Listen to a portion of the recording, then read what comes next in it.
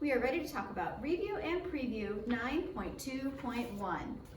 On your first question with number 35, they're showing you 3 different recipes for some snack mix. And for part A, it asks you to find the portion of each of the mixes that is chocolate chips. They want your answer expressed as a percent. So for part A, you've got spaces to fill in for each of the 3 trail mixes.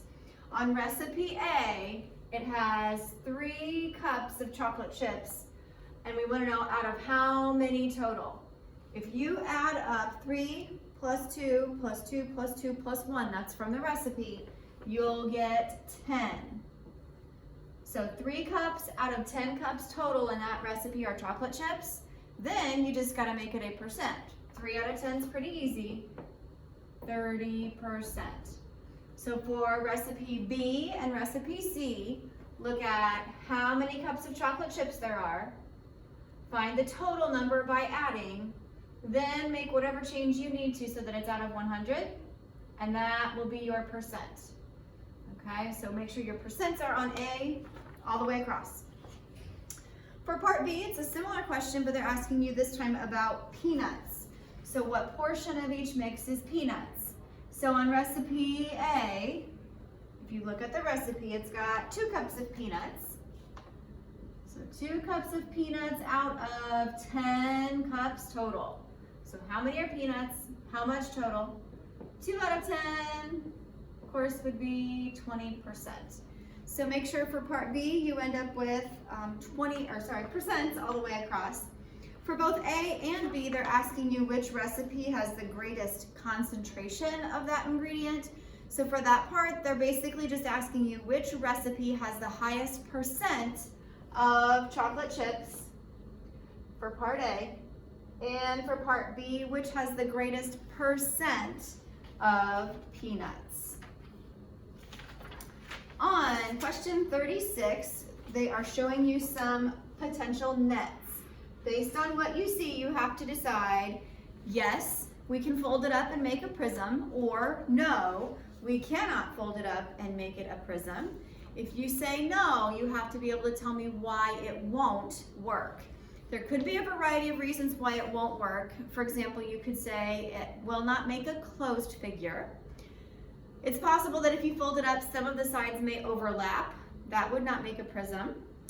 In some situations, there may not be enough faces, or in others, there may be too many faces. So any of those could be reasons why certain ones don't work. So again, you have to say yes if it works, and if you say no, you have to tell me why not. Now, when you get to number 37, please know you are welcome to use a calculator. That's fine by me if you use a calculator here for 37. They start by telling you the area of the base of this prism is 96.33 square inches. So for part A, they're asking you to find the surface area. That's the area of all of the faces around the outside. So if the base, that pentagon, is 96.33, you'll have a top and a bottom, just like that. So let's double that much and figure out what the top and the bottom, those are our 2 bases, what will they equal? Now, around the sides, we've got rectangles, and each of those rectangles are the same size. So we can tell by the diagram, those rectangles are 25.2 by 10.3. So if I multiply those, that's going to give me the area of one of them. But you can save yourself a step here and realize that if you count, there are 5 rectangles just like that. So this would be what you're putting in your workspace, by the way. There's some workspace over here on the right. So if we find the area of the 2 pentagons, we find the area of the 5 rectangles, then you would just have to add those 2 together to get your grand total. And then, of course, make sure you put your label on there with your answer. For part B, they're asking you to find the volume of this prism. Because you know the area of the base, you can say area of the base times the height, is all you've got to do. And on this particular figure, the area of the base, again, is 96.33. You would multiply it by the height. The height looks like 25.2. And that's going to give you the volume. Again, for part B, just make sure that you have the correct label on your answer. For part C, they're asking you about, it says if another prism has the same volume as this prism, but its base area is 30, what's its height? So if whatever you have here is the same, the base area is the same, they're asking you for the height. So to find the height, and this is for part C,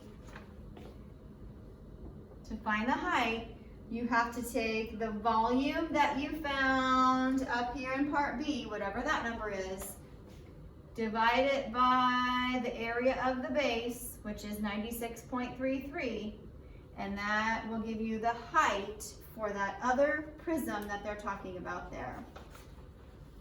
All right, for question 38, we're looking at some conversions. And they give you some different lengths, and they want everything to be expressed in terms of feet. So we've got some inches, and it looks like there are some yards. Please remember, in 1 foot, there are 12 inches. In 1 yard, there are 3 feet.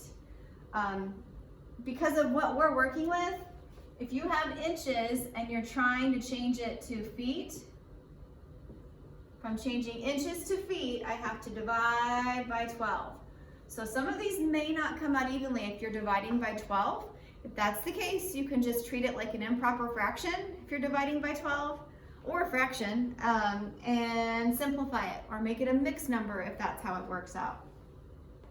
For the others, if you have yards and you're changing to feet, to make yards become feet, you have to multiply by 3. Multiply by 3 to get from yards to feet. All right, on our last question, number 39, they are giving you 4 sets of data. Part A is about hours spent on homework by different students. B is quiz scores, C is parent ages, and D is test scores. So in the directions, they're asking you that part A and B, you turn into histograms. Then for part C and part D, they want you to make box plots. So different sets of data for each of these. For histograms, let's talk about part A.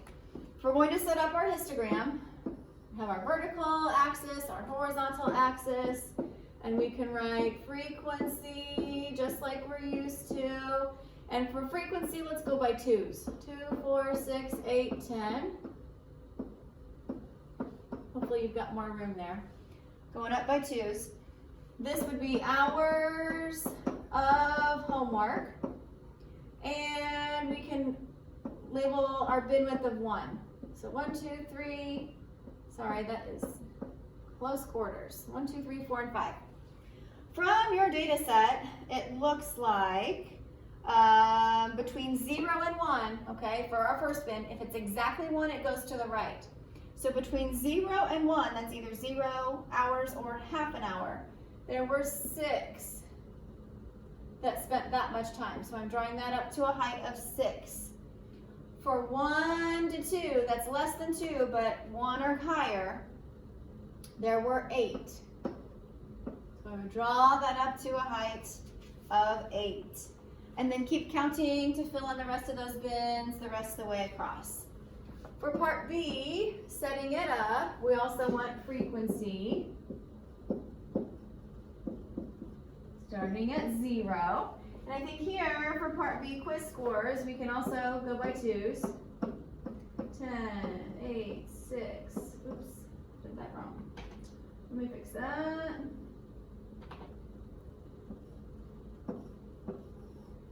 2, 4, 6, 8, 10.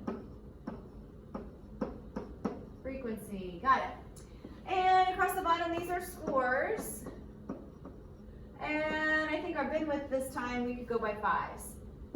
5, 10, 15, 20, 25, and we want an arrow on those ends. I forgot that over there.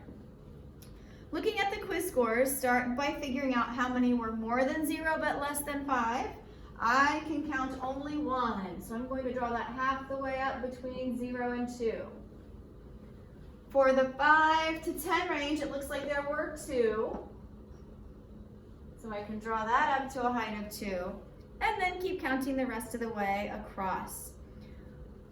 When you get to part C, they're asking you now to make a box plot. So keep in mind, for a box plot, we have to know the minimum, the maximum, then we find the median, and you can see on your answer sheet, they're asking you to find the first quartile and the third quartile. You have to find the median kind of first, then the first quartile is going to be the median of the lower half of the numbers. The third quartile is going to be the median of the upper half of the numbers. Once you know what your first and third quartiles are, you're welcome to label those there. Remember, your IQR, that stands for interquartile range. To get the interquartile range, you take the third quartile and subtract the first. Now, the other thing I wanted to point out was our number lines. Whatever your minimum and maximum are, remember we want enough space for those to appear on there.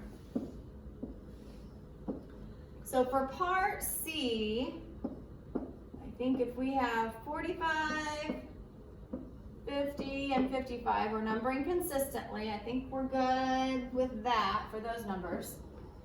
Then for part D, I think we could start at 65, that would be 75, 80, 85, 90, and 95, 65, 70. I think this should get us through what we need over here on part D. So find what these 5 values are. That's going to help you make your marks and connect your box and make your box plot. And then make sure you fill in what your first and third quartiles are and the value for your interquartile range.